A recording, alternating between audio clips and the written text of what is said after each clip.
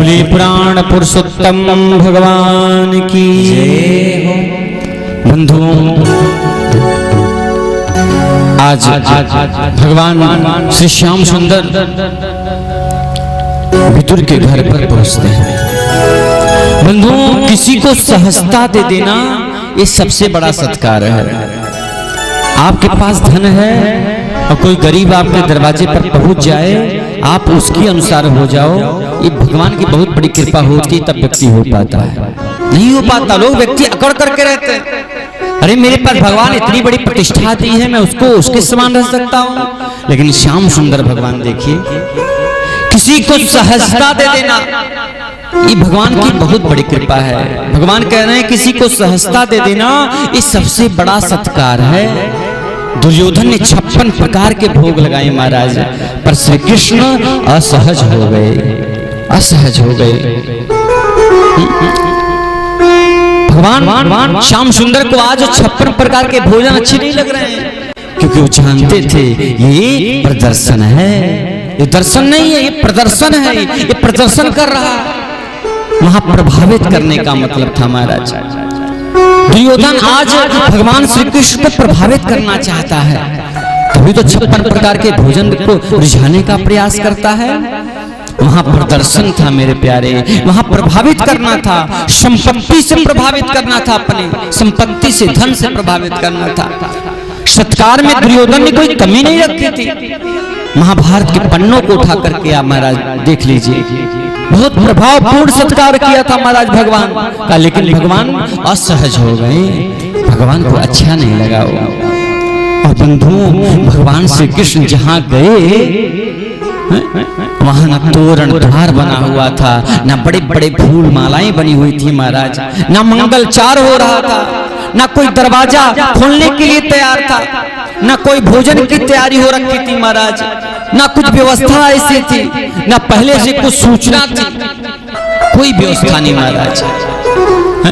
आज श्याम सुंदर भगवान उस अव्यवस्था में ही पहुंच गए महाराज। उस विदुरानी के दरवाजे पर जाकर के भगवान ने दरवाजा पीट डाला, विदुरानी के दरवाजा पीट डाला महाराज, जबरदस्ती मांग करके खा लिया। सत्कार में प्रभाव नहीं देखा जाता महाराज, स्वभाव भी नहीं देखा जाता, केवल भाव देखा जाता है कि व्यक्ति किस भाव से आपका सत्कार कर रहा है, किस भाव से सत्कार कर रहा है।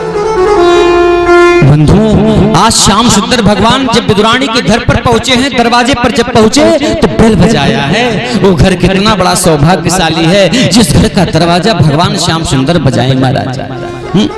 किवाड़ बुझा करके ठकठकाया है, अंदर से आवाज आया, कौन? ध्यान में बैठी हुई थी विदुरानी, और बाहर से आवाज आया, कौन? तो कहा मैं कन्हैया हूं, मैं कन्हैया। और जैसे ही कन्हैया नाम सुना महाराज, विदुरानी दौड़ पड़ी महाराज भगवान का स्वागत सत्कार करने के लिए। बड़े बड़े थाल सजा करके आप भगवान को नहीं मना सकते मेरे प्यारे। उनको अपनत्व दे करके, उनको अपना भाव दे करके केवल रिझाया सकता है। अगर भगवान को रिझाना है तो केवल भाव से रिझाओ, उनको और किसी से रिझाया नहीं जा सकता। वो प्रभाव से नहीं रिझते हैं, आपके छल प्रपंच रुपये पैसे से भगवान कभी नहीं रिझते मेरे प्यारे।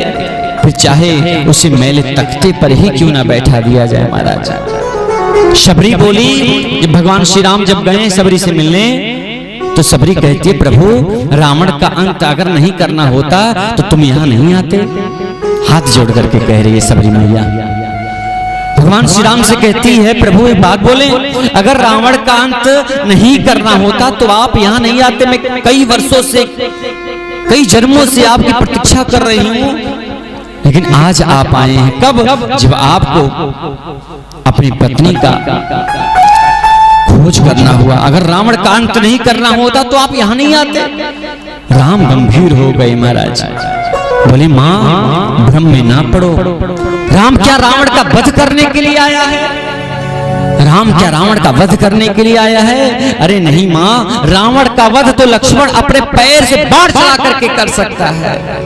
राम हजारों कोस चल करके इस गहन वन में आया है तो केवल तुमसे मिलने आया है, तुम्हारे भाव के कारण आया है। ये तुम मत सोचो, ये तुम मत भ्रम में रहो कि रावण का वध करने के लिए आया है। भगवान के एक भक्ति टेढ़ी करने से महाराज सृष्टि का लय हो जाता है, विनाश हो जाता है। तो क्या भगवान नहीं मेरे प्यारे, भगवान तो जाकर के वन इसलिए गए हैं, वहां जाकर के महाराज लोगों को दर्शन दे सके महाराज।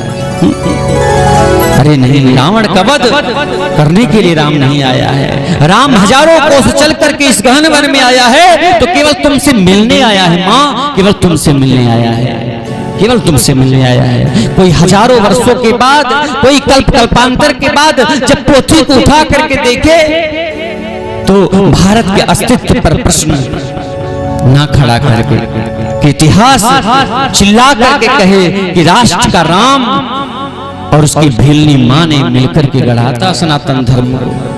कहने का भाव है मेरे प्यारे कि आज के समय में हम भगवान को रिझाएं तो रुपए पैसे से नहीं, पद प्रतिष्ठा से ना। अगर आप भगवान के पास आए हो ना तो पैदल चलो घर से कि हे भगवान, आज मैं आपके चरणों में ऐसे ही आऊंगी, आज मैं किसी भी प्रकार की कामना लेकर के नहीं आऊंगी, आज तो केवल आपका दर्शन करने आऊंगी।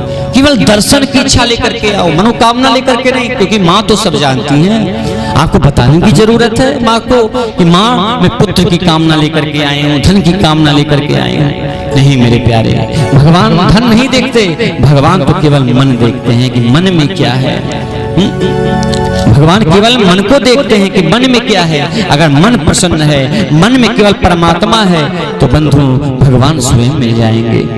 आज श्याम सुंदर उस दुर्योधन के ऐश्वर्य से, धन संपत्ति से, आदि सुख सुविधाओं को छोड़ करके महाराज विदुरानी के घर जाकर के महाराज विदुरानी के घर में केले की छिलके जाकर के भोग लगाते हैं महाराज, और सभी को बताना चाहते हैं कि मेरे पास आना है तो सारे मान सम्मान को ताक में रख करके आना।